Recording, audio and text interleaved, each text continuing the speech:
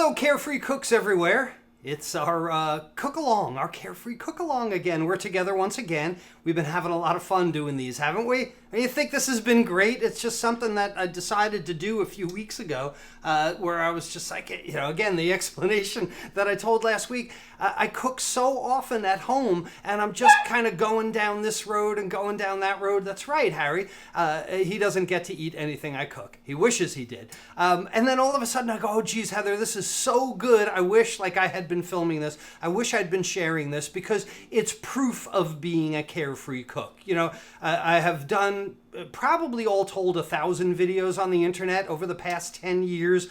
Tens of thousands of people have interacted and become carefree cooks, and I wind up demonstrating exactly what I mean by it almost every not night of the week, but every time I cook. So I always want to share it with you. Today, we are talking about, there it is our maple mustard pork loin that we're going to put together. And this is easy. We did a saute method last week with an etouffee, and that's much quicker on the stovetop. This is going to be roasting in the oven, so we'll get to talk about that cooking method, the difference in how we can change roasting. We're going to do a pecan brown rice. I eat really nothing but brown rice in my house. I don't eat white rices, but again, you can substitute any rice you would like. And if you watched Tuesday Talk Live yesterday, you know there's more to rice than just your Uncle Ben. But the main purpose of the lesson today, what I really wanted to share with you was this broccoli cheese bake, because I wanted to show you how to make a white sauce and a cheese sauce. That's what we're all about. So if you're cooking along with me today, you would have already marinated your, let's go to the back camera here, you would have already marinated your pork loin, right? And I marinated this pork loin in maple syrup. With some whole grain mustard. I like the whole grain mustard. You could have used any kind of mustard that you want. So I'm going to go ahead and pan this up, but I've got a curiosity here. So let's put the empty pan on my scale so I get a nice tare weight. All right, and that's zeroed out. Let's take this pork loin. I'm going to put it down in the pan. And I've got, exactly a pound, 1.0.05. And that's going to be interesting to me because let's see what kind of shrinkage we get in the oven. Now, we got a roasting procedure here, and there's something that we need to talk about with roasting. Roasting is a dry convective cooking method. So immediately, if you think like a chef, if you think like a carefree cook, you think, oh my goodness, dry, right? Dry convective, dry indirect. What dries things out more than your oven? I mean, if you had wet socks, you could put them in the oven and they would dry out. So think about wet socks when you think about your food. No, forget about wet socks when you think about your food, but think about the potential for your food to dry out. So I've got a choice here putting this pork loin in the oven. I could put it in here like this with the tin foil loose, and I'm going to get more evaporation of moisture, but I'm also going to get more caramelization of sugars. I'll get that nice browning on top, and with the sugar in the maple syrup, this should be nice and kind of candied. Now, if I were to close it over like that, I'm trapping its own steam. So the item is then going to steam in the marinade, and I'm going to get something that's a lot more pale, a lot more moist, but not as dry and caramel. So which way do you think we should go? Tell me in the chat box right now. Should it be covered or uncovered? We want it to be a little more caramelized, a little crispy. It's going to be a little drier in that sense. Or would we, now when would we want to use one versus the other? Well, I'll tell you when. If I'm going to use this pork in another preparation, if I'm going to make fried rice or something like that, I would definitely cover up to keep as much moisture. But you know what? I'm going to slice this and put it on the plate, and I think the caramelization is going to be worth it to me. So first thing we're going to do is get that pork loin in the oven, and I always try and keep the cook-alongs to about a half hour. Probably ain't going to happen today. It's probably going to be more like 40 minutes because we're roasting a slower method. Okay, so now that we've got our roasting done, let's get our scale out of the way. Remember, that was exactly a pound. We're going to try and remind me to check the weight of it when it comes out. And now I've got this leftover marinade, and we're going to talk about that in just a minute. But the next thing I really need to get started on my back burner here, there we go. I need to get the water started, and we're going to clean some broccoli. If we're going to do a broccoli cheese bake kind of thing, then we're going to need broccoli for that. I hope that seems obvious. All right, here's the broccoli from my fridge. Notice the way I store my broccoli in some water with a fresh cut off the bottom, so that it is like a plant, right? It's soaking up the water. And this broccoli's been in here for days. Look how it hasn't dried out. Look how these are very, very tight. They're not mushy. And of course with a humidity tent over it. So that's how I store my broccoli, and it stays nice and fresh and tight like anything else. Immediately rinse this bowl out so that I don't have a whole pile of dirty dishes, and get rid of that bag right away. The way I like to clean broccoli is with my paring knife, and of course in web cooking classes I've got a whole bunch of knife skills episodes. I love this bird's beak knife because I can hold it in a choke grip. Joe, what? All right, Joe's getting ahead of us already. He's asking what kind of cheese, if Gouda is okay. Yeah, Joe, sure. Any kind of cheese you want, but we're not there yet. Okay, so with the choke grip, keeping the bolster, of course the bolster is where the handle meets the blade, in the crook of my first finger. And then I'm going to push items past the blade. So when I get my little broccoli here, I take these stems off this way. It's a little bit more like being a gardener than a chef. And I want the broccoli florets. Now we're going to use a steaming method on this, indirect method of cooking. So if this is going to steam and I have one large thing of broccoli, it's going to be really hard to cook that guy in the middle. So anytime that I can increase the surface area of something, and I increase the surface area by making florets out of it, this is going to cook a lot more quickly. Covered or uncovered what? What's the question? Oh, yeah. Do we have a poll? What's the consensus? Covered or uncovered? More people? It's already in the oven, and I kind of did that just to get you to see. If you were using it for another presentation, like I said, you would... Okay, it's 50-50. If you were going to use it for something else, if it was going to be cooked again, I would keep as much moisture in it as possible. But you know what? Like I said, I'm roasting it to slice and put on the plate. So here's my cleaned broccoli. Here's my steamer basket. Boy, I got more questions last Wednesday with our cook-along about this steamer basket. Everybody wanted to know about the steamer basket. It's a asparagus steamer is what it is. So I've got that set. I'm going to set that aside, and I've got another bowl for it for when it comes out and it's all hot and it's wet. So we need to stop that. This we save for Harry. Harry actually likes broccoli, believe it or not. So maybe that'll keep him quiet as we go on. My oven temperature that I have on right now, the oven reads 420. But my oven, I know because I have a oven thermometer in there, I know my oven temperature is off by at least 25 degrees. So I'm trying to roast at about 400 degrees Fahrenheit, which is what, 170 or so Celsius for my friends in the UK.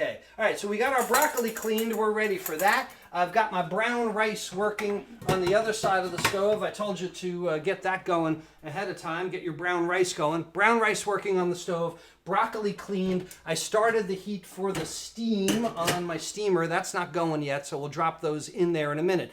The broccoli is going to be part of this broccoli bake casserole. And to do that, I've got my little ramekin dishes here ready to go. I always put them on another pan with some tin foil because sometimes it gets really bubbly and the cheese goes all around. And isn't that the best part? Like when the cheese burns all around the side, right? You like that? The burnt cheese on the casserole is the one that people are scraping at and trying to fight over. Okay, so the first thing I want to do is kind of butter these casserole dishes. Let's go back over here. I've got a little bit of my Kerrygold butter. I don't mind using my hands because it's only me and Heather.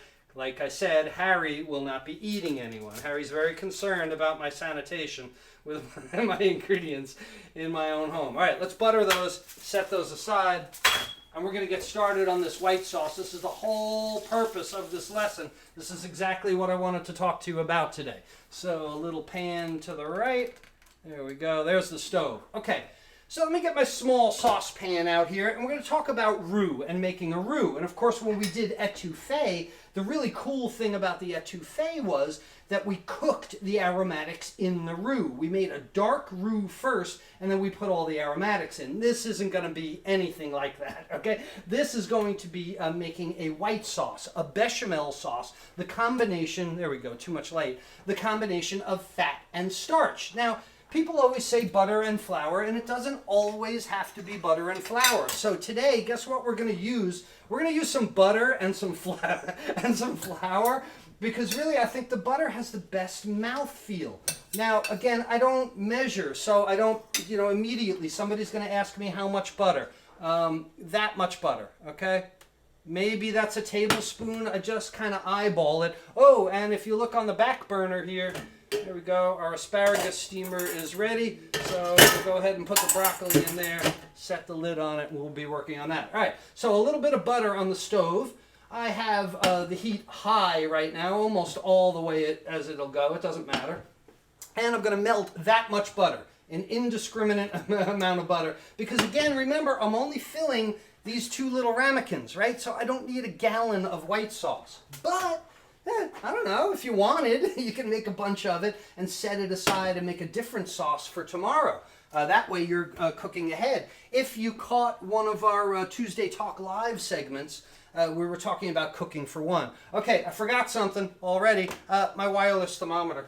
This is going to be important to tell when the item is done. So I got to peek back down in here, and I'm going to have to stick the thermometer in the thickest part of the thickest piece. That way everything else thinner is logically done, and we'll set the wireless thermometer over there. Okay, back to the roux. We've got our butter melted. All we want to do is melt this butter, okay? We don't want it to break. We want to try and keep it as yellow as we can, and then it comes off the heat, and we come along with some flour. There we go. Here's my little flour tin that I keep, and adding a little bit.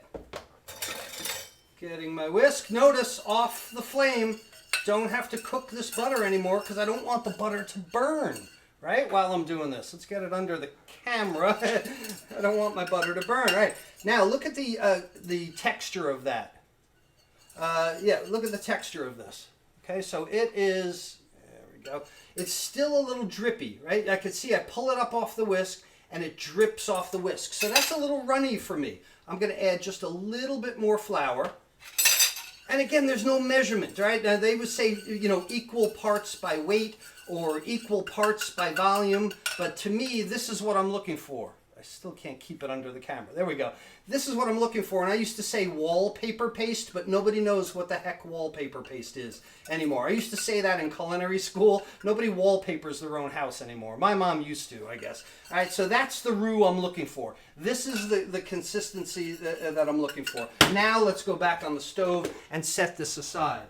Now, questions coming in already. Something about tying the pork loin. The only time I would ever really tie a pork loin is if I stuffed it and I really wanted it to come together. A lot of pork I know comes in a net. To me, that's suspect. I want the entire tenderloin. I don't want the tenderloin, the side muscle kind of wrapped together. So I don't ever tie it unless I've stuffed it with something. And I used to do a wild rice and cranberry stuffed pork loin at my catering company that was really, really good. Jason's asking, bechamel sauce, is there a reason not to use heavy cream versus milk? Absolutely. And I will tell you about that in a minute after we go back here. Stand by. All right, so look what's going on in my roux right now. See, it's really hard to... It's like trying to cut your own hair. I'm trying to get it under the camera. There we go. All right, so you see the white around the edges of that roux, how it starts to turn white, and I'm getting kind of a nutty smell to it. That's when I know I'm cooking the proteins out of the roux. So it's getting nice and bubbly and white, and that's what I want. All right, Jason, a bechamel sauce is made with roux and milk. A heavy cream has much too much fat in it. If you want to make a cream sauce, so to speak, you would make a bechamel with roux and milk, and you would mount it with cream at the end. There's just too much fat in heavy cream to do that. All right, here's where I think my roux is finished. Okay, it's all white, it's all bubbly, all over the place. And if I were making etouffee, maybe I'd keep going and make a dark roux, but I'm not making etouffee. I'm trying to make a white cheese sauce. So it's milk time, ladies and gentlemen. Oh, and milk was very full. I spilled it all over the stove. Look at that. A little bit of milk and stir. And look how quickly that thickens up into mashed potatoes. So I need a little bit more milk and I stir.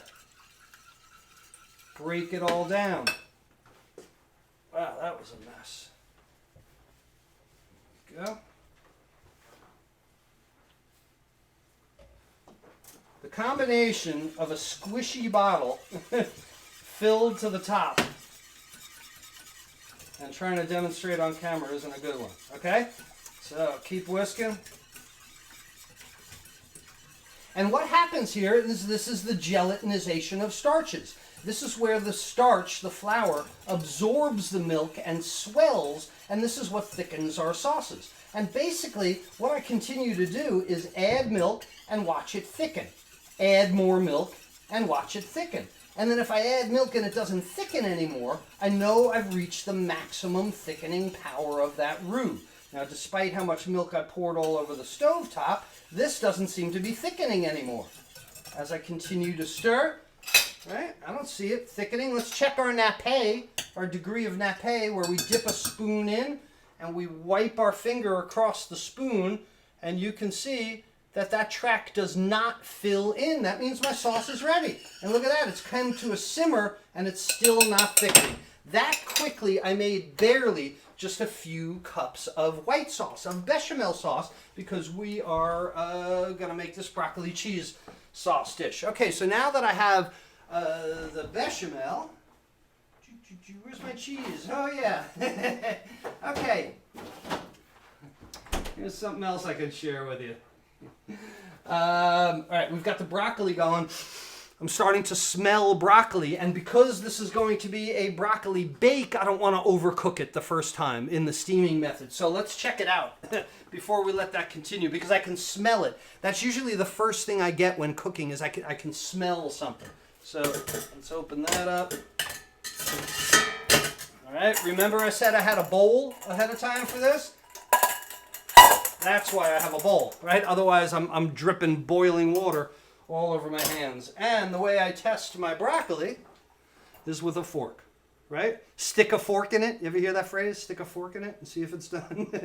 All right, so there we go. I'm sticking a fork in it, and it's fork tender. It's not hard, but it's not mushy yet. So what I'm going to do is set this aside. Sometimes I would shock it in cold water to stop the cooking immediately. The thing about broccoli, though, is with all those florets, it just like soaks up the water, and it's going to make my wonderful cheese sauce really, really watery, so I don't want to do that. So I do know that as I let these sit here, they're going to continue to cook, but I'm going to let that ride. Let's take our asparagus steamer off and cool that down with some cold water, and we're going to get back to this cheese sauce now while we're cooking away. All right, so back camera. There we go. Here's our cheese sauce. Okay, it's looking good. All right, we want it to be like a ribbon-like sauce. All right, but it doesn't have cheese yet.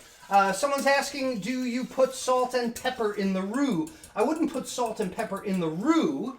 Roux is fat and starch, right? I would put salt and pepper in the resulting sauce after I put milk or after I put stock or broth in the sauce. But in a bechamel sauce like this, I would always use white pepper. Okay, I don't want to see little black specks in a white sauce. A little bit of white pepper. I like to pinch salt. I think I got that from Alton Brown, probably. A lot of people got that from Alton Brown. All right, white pepper and salt. I'm gonna mix that in. I'm not tasting yet because I still got a lot of cheese to go in, and that's why I started laughing a minute ago when I started smelling the broccoli. Because here's our cheese for tonight. These, if I could juggle, I would. I think it's Manchego. I've showed you the 7-year cheddar before, or this is the 7-year cheddar, and this is Asiago. I don't really remember which is which, but you know what? One of the best opportunities to use up all the ends of your cheese is make a white sauce, grate them in there, and make a cheese sauce. So that's what we're gonna do. We're gonna make this an even greater sauce. Greater. Great. Sorry, another bad pun. Okay, this is the Parmesan, the Asiago cheese. I could tell because of the white rind on it. This, because it's a little bit harder, this must be the Manchego. Yeah, this is the Manchego. I could tell from the yellow rind on that. So let's use that first. Where's my little cheese grater? And I use this cheese grater probably more than just about any tool in my kitchen. Don't ask me how much cheese, because I really don't know until I taste it. But we'll say that much now. And I'm feeling badly that I left the cheddar cheese out, and I know the cheddar's feeling badly about it also. You know I communicate with these foods, right? They talk to me. Say, cheese, please use me. All right, some Manchego and some Pennsylvania cheddar. Mix it in. And all we have is salt and white pepper. The heat is now off, so I'm using only the residual heat of all that. Whip it all in. Taste time. Clean spoon. Those of you that were worried about me double dipping last week, it's only me and Heather, and we kiss. So the double dipping is really not a problem. If you came to visit me and ate in my house, I would not do that. So, oh, that's cheesy already. Man, I wish you could try this. Ooh, here you go. Like the 3D movies. Ooh, would you like to try? Like when the old three. Nonetheless, that was good. All right. Good. All right, we got our cheese sauce made. We got our broccoli poached. Someone's asking, could I put the broccoli in the freezer? Yeah, I guess I could, but did you see how long it took me to make that sauce? It was hardly worth it to add some ice crystals to it. So let's go ahead and put the broccoli in the cheese sauce. That's the fun part of the whole day. Got my rubber spatula. The cheese sauce tasted great, by the way. It was really nice and cheesy. I want it to taste like broccoli, right? I don't want it to taste like salt and pepper. Some of the other seasonings I might add to a broccoli cheese type thing. I like dill sometimes. Tarragon is good, but it adds kind of a licorice type taste to it, but it's a nice darker kind of flavor. All right, so where are those ramekins that I buttered? Here we are. All right, ramekins there. We'll carry up. Sorry, buddy. And ramekins. Add broccoli. All right, pre-cooked broccoli. I think a mistake that a lot of people make is that they would put raw broccoli in the cheese sauce and think that it would cook in the oven, like the cheese sauce would bubble, and cook the broccoli somehow. No, it's not going to work. You really need to cook that broccoli. All right. Put that in there. Check that out. All right. Nice broccoli cheese sauce. Well, you like that? If you like it, give me some hearts. Hearts. Yes, I like hearts. Broccoli cheese, bake. I'm looking for my panko because that's the next thing we're going to do. Let's put it right there so you can see it better. Just a little bit of panko crumb on top. That's another thing I like. I got a whole bunch of these carafes from my catering company, and I keep all my beans and pastas and breadcrumbs and stuff in them. All right, cool. Let's put this in the oven now. Off to the oven it goes. We'll let that bake. Our pork is heading along. It's time for me to peek in on my brown rice. We'll pull this over here so you can see too. Back and forth. The two camera things are pretty cool, huh? All right, here's the brown rice. Still kind of wet underneath. And if you were with us on Tuesday, you know that there are two kinds of rice. This is a very hard brown rice that I did half a cup of rice, excuse me, and a cup plus 2 ounces of water because I'm doing 1 to roughly 1.25. Now, I'm tasting here that rice is really the way that I like it. This rice is kind of nutty, kind of crunchy. It's really the way I like it, but it's really soupy. right? There's too much liquid in here because I've had the cover on all this time trying to achieve that gelatinization of starches, absorbing all that liquid. Well, now the rice has absorbed all the liquid that it wants and it still looks like soup. So again, change the method. This is convective with the lid on. This is conductive with the lid off. Let's keep cooking the brown rice, but take the lid off for now and let all that evaporation of moisture come out. All right, we're almost there with a great meal with the maple mustard pork loin, which is in the oven. I have got a temperature, internal temperature of 125 Fahrenheit right now, so we might have a few more minutes on that. Excuse me, let me peek. All right, not bad.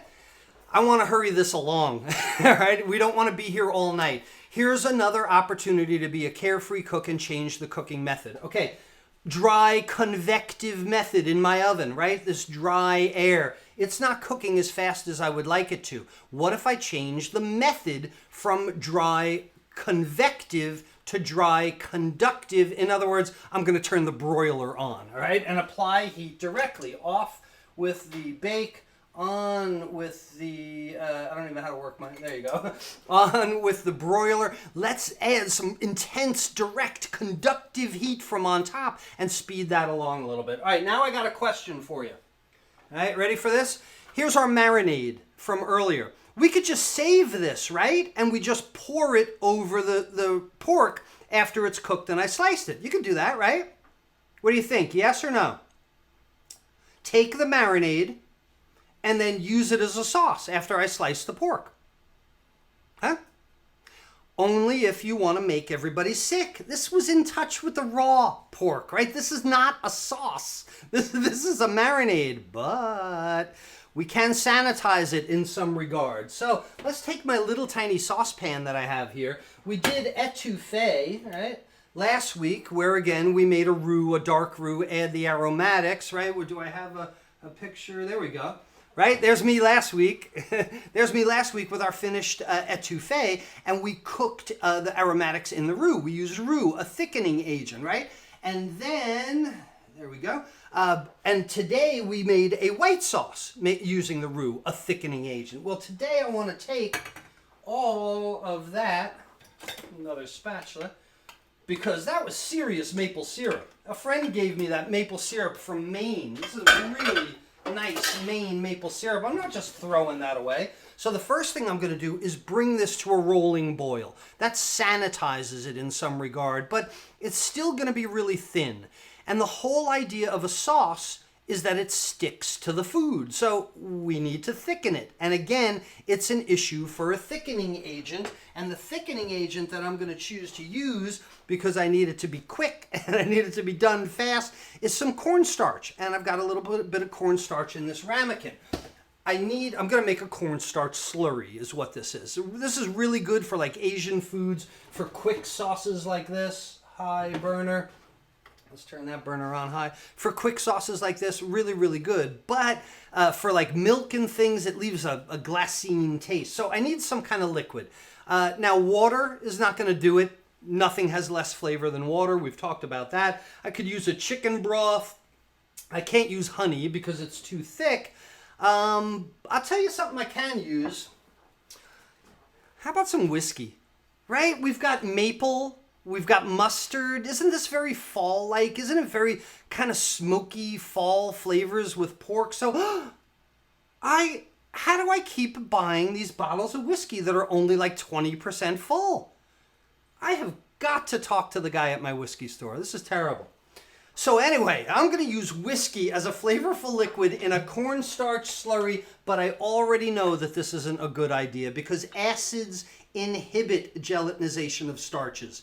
Acids, like you can't make a slurry from an orange juice, things like that. And alcohol is acidic, so I'm wondering whether this is going to work or not. And if it doesn't, I'm just throwing out, a raw marinade that I probably would have thrown out anyway, because again, you can't drink your raw marinade. All right, we're going to bring this. Let's go back to the, oh my goodness, that smells so whiskey-ish. Okay, so we've got our marinade here. We're going to bring this to a nice rolling boil, heat on high.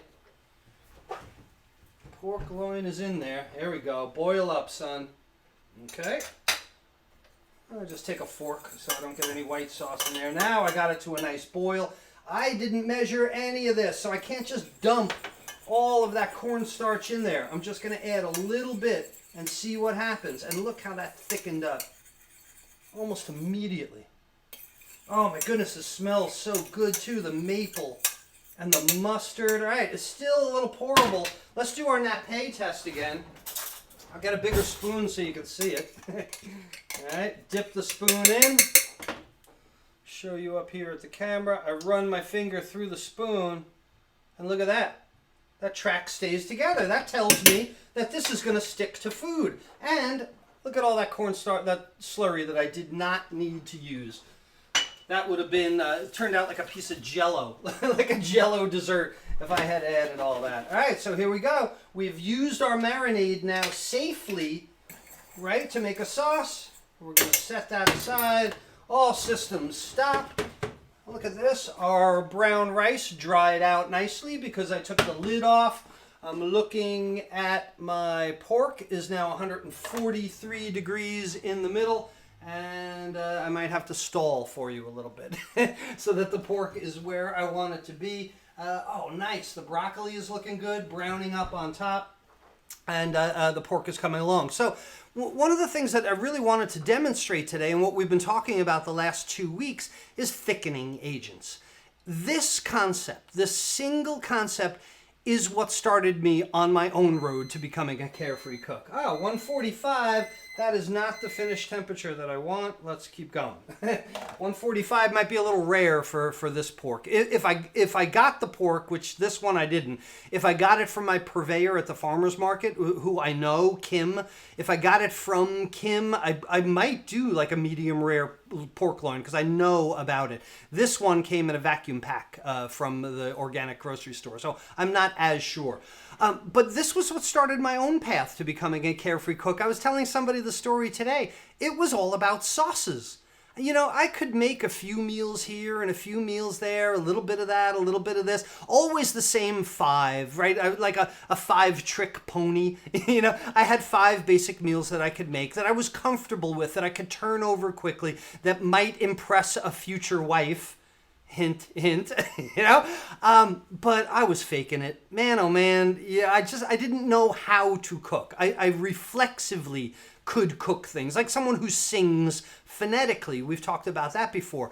And my main frustration was sauces, because I couldn't make a cheese sauce. I couldn't even make a spaghetti sauce. The thing that really confounded me was Alfredo sauce. I wanted to know how to make an Alfredo sauce, and that all led me to going to culinary school, to quitting a really lucrative job that was just insane to do at the time because I was obsessed with it. I mean, I really became obsessed. And now, 20-something years later, you can see I'm still obsessed with it. I can talk for a half hour about rice, amylose and amylopectin and stuff. And now, there we go, that direct heat, that direct conductive heat is moving this along much more quickly than the indirect convective heat. And I'm at 150 degrees Fahrenheit. I'm going to pull it out, let it rest a minute, and then we'll start slicing.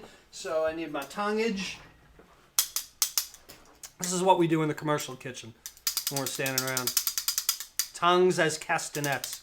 2 sets of tongs. I don't know, you didn't have to know about that. You wanted to know all the chef secrets, right? Here it is.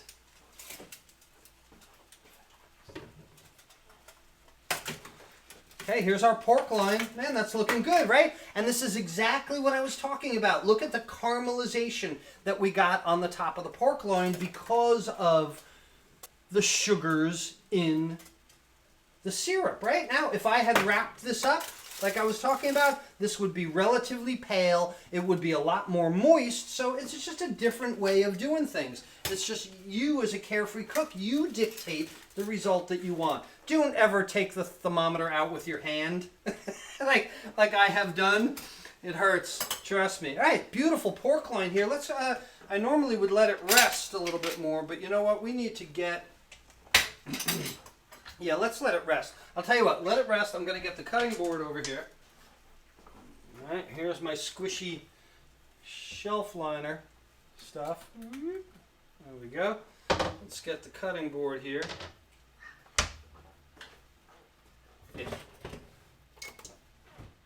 Beauty. Leave the broccoli in there to get hot. All right, here's our brown rice. Looking better, looking a little drier. There we go, sticking to the bottom even.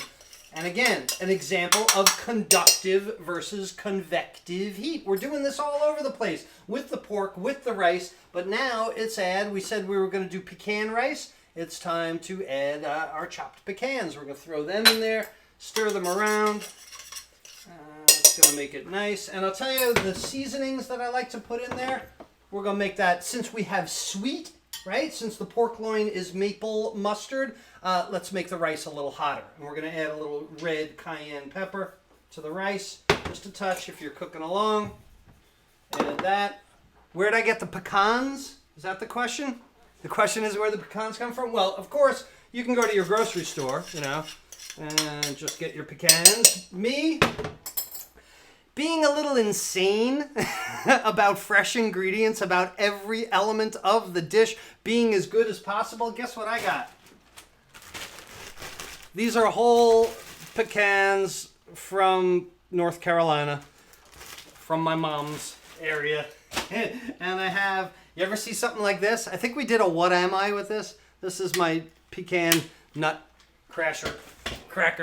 So we got the pecan rice. We got our sauce done. Broccoli cheese we can't forget about.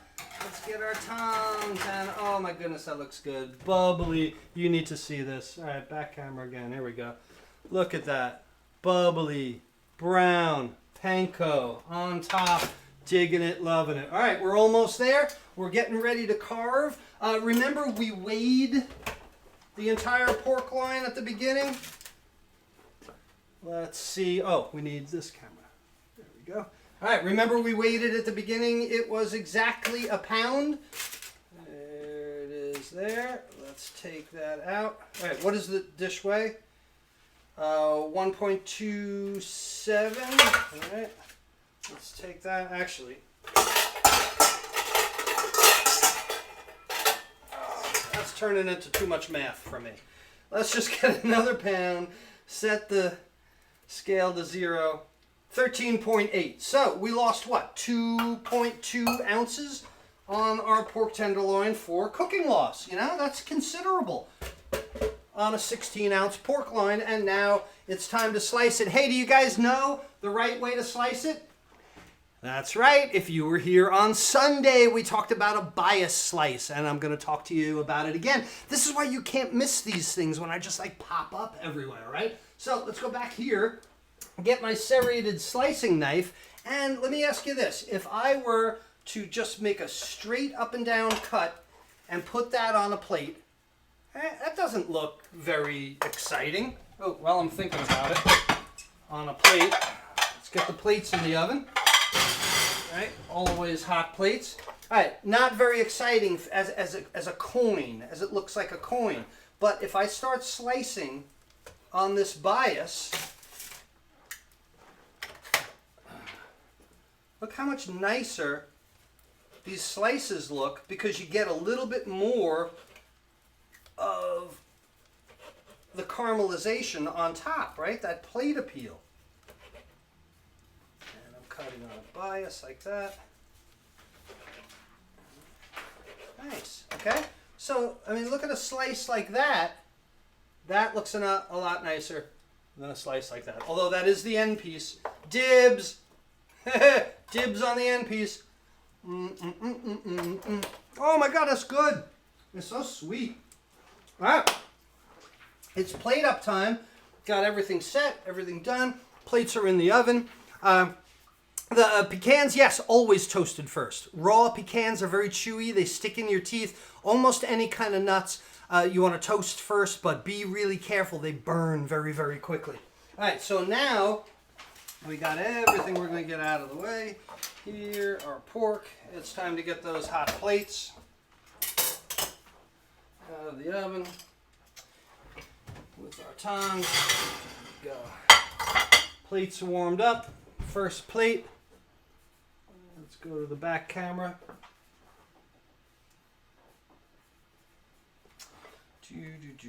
And, ouch. This is another important tip that I have for you. Portioning. I'm going to go ahead and put this plate on a scale. And I know Heather gets between 3 and 4 ounces protein. I get between 4 and 5 ounces of protein. That is 3.8. That's a great plate for Heather.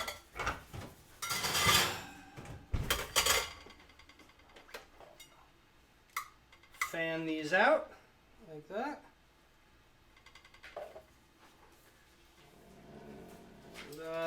I need one more slice. That's only 4 ounces for me. Let's get one more. There we go. Plate up there. I no longer need the scale. And it's beautiful. Let's get broccoli cheese. Broccoli cheese. You know I like to mold the rice, but you know what? I already have a round element. I already have that broccoli cheese, and round isn't going to look good. So I'm going to do something I normally don't do, which is just kind of mound the rice like that.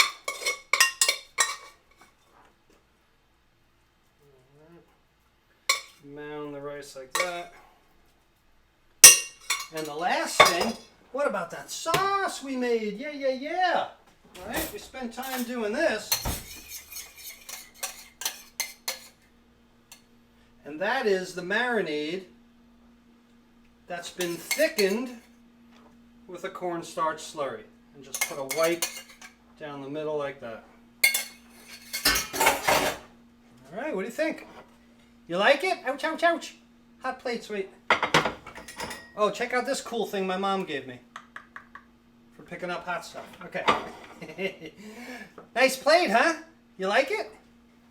I think that looks pretty cool. Do you guys want to cook like this? Do you like cooking like this? There we go. There's a nice place. Do you like these cook-alongs as well? Is that fun? Should I keep doing them? Like I said, that was 41 minutes.